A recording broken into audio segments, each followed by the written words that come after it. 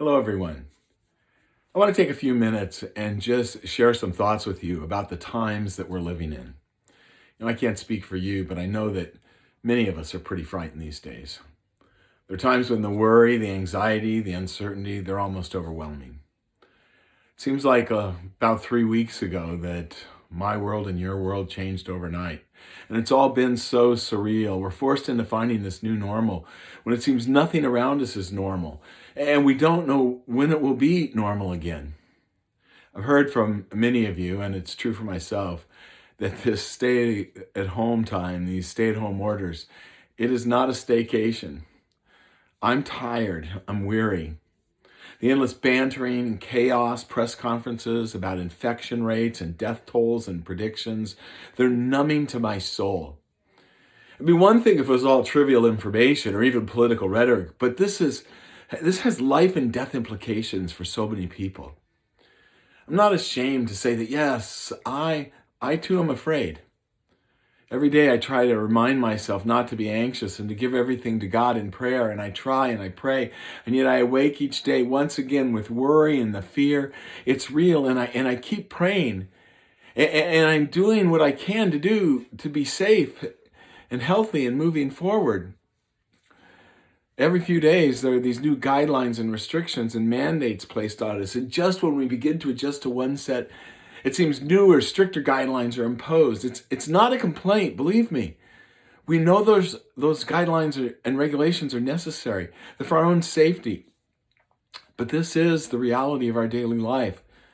It's hard to find a rhythm and a routine anymore. There seems to be little stability in our economy, in our community, in our nation, in our world.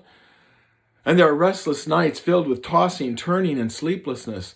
And our days are fatiguing as our minds wander down paths that are filled with anxiousness about job security, financial security, about when and how all this is going to end. And we worry, what will it do if it becomes a worst case scenario? And then we wonder, could it actually get worse? And we try to answer the unanswerable questions that continue to roll around in our minds. And for some of us, the financial implications are so real, and they can become immobilizing.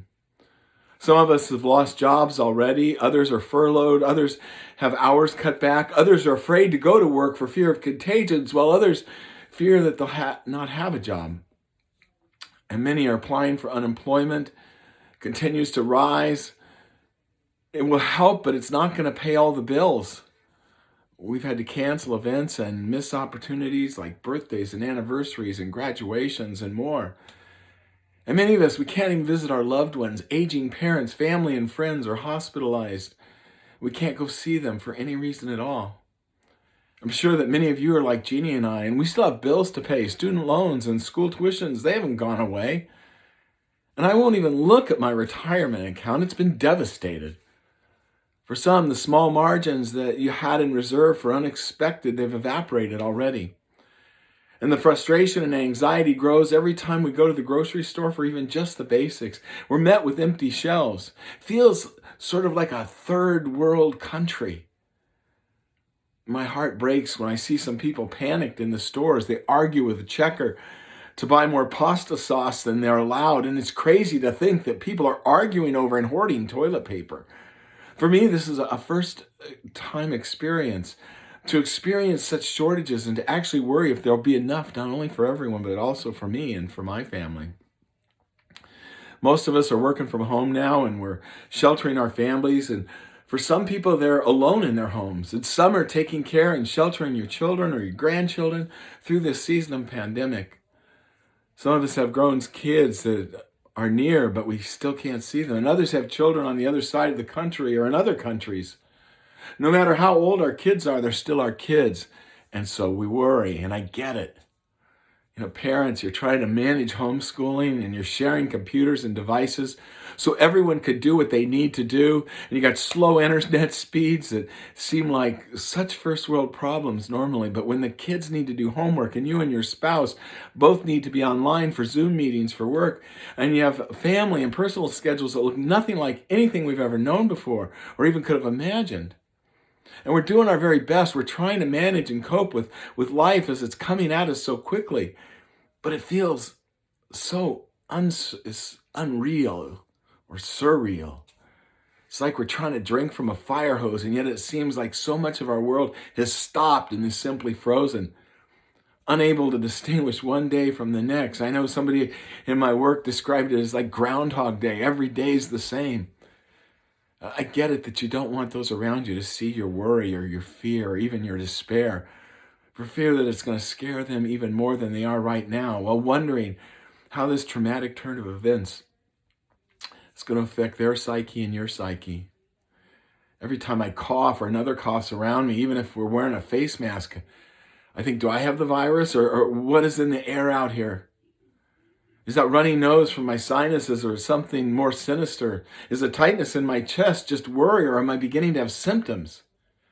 It angers me to see people who are not taking this seriously, who are living recklessly, thinking that they're immune to the unseen enemy. And if they're not concerned for themselves, they're putting us at risk, putting everybody at risk. I used to feel safe most all the time. And now every mask or scarf I see covering the smile, the frown, the expression of a stranger somehow forces me to look into their eyes that are often scared or hurried or blank. The social distancing sometimes feels like emotional emptiness. It's beating us up. It's wearing us out. See, we're all social creatures and we long for touch. And social interaction is so important to us. Social interaction that's not based on fear. I miss hugging my 91-year-old mom who lives in a senior residence community. I know that I'm fortunate. I get to walk through this with my wife, Jeannie, together in our home. But I worry, what if I get the virus? What if I infect her? I feel sometimes like we're doing this all alone. But I'm not alone, and neither are you. And this is what we need to hang on to more than anything else right now. See, we're navigating uncharted territories. There's no map telling us where to turn up ahead. Reminds me of hiking down Mount Whitney at night on 9/11 with only a headlamp. We heard about what had happened once we reached the summit. We decided to hike back down that night and scared, not sure what life was going to be like when we got down the mountain, not sure if we would even get down the mountain. Would my one little headlamp be enough to guide me? So it went one step at a time, and it's scary. And we're all trying to figure this out one step at a time, and we're trying to figure out what the lessons are that we're going to learn from this. But there's comfort in knowing that I'm not trekking this journey alone. We're all trying to piece life together and make some sense out of the unimaginable. As a pastor, I often deal with people who are grieving the death of a loved one or the loss of a dream. And what I've discovered is there's great comfort when the struggle and the sadness and the grief is shared. We're not alone in the fear. We're not alone in our sorrow. We're not alone in the uncertainty. It may not seem like it, but this will end. We'll be able to get together again, to hold our loved ones, but not worry about every cough. I know a few things for certain. I know who we are and whose we are, and nothing can change that. I know that God does not promise to be waiting on the other side of this dark time. The promise of God is not that he's going to be on the other side. The promise of God is that God is walking through us right now during this dark time. He is in the midst of our fears. I also know that even though we've seen greed and selfishness raise its ugly head as people worry there's not going to be enough for themselves, we've also seen in others, and we've seen in ourselves far more acts of goodness and compassion to creatively help and care for others. Some of the people that we know and some people we may never meet. I know that we have the potential to rise above these frightful times. We have the potential to be light, to be our best selves, and to be the ones who will give beyond measure in ways that will astound ourselves and those around us in the face of this unimaginable pandemic. In the same way that we woke to a different world a few weeks ago, we will sometime in the near future awake again to a world that we may not recognize. We will awake and not be afraid, and the nightmare will be over, and we will be changed. I believe for the better. For now, simply remember this. Breathe. You're not alone. And you, my friend, you are loved beyond measure. And I want to remind you that if you're struggling, you're hurting, you're scared, and you need somebody to talk to, reach out to a friend.